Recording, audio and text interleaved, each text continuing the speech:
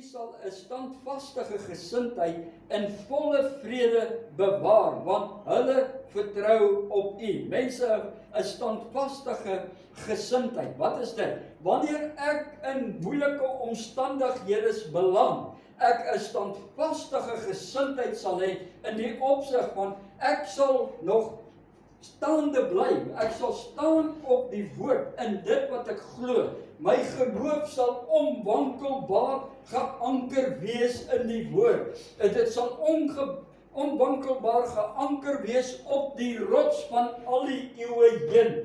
Jesus Christus, die Seun van God. Mense vandag, wanneer daar teëspoed is, dan en die wind uit die seile van die mense uitgehaal word en die seile hang. Mense, dan is mense teen die vloer.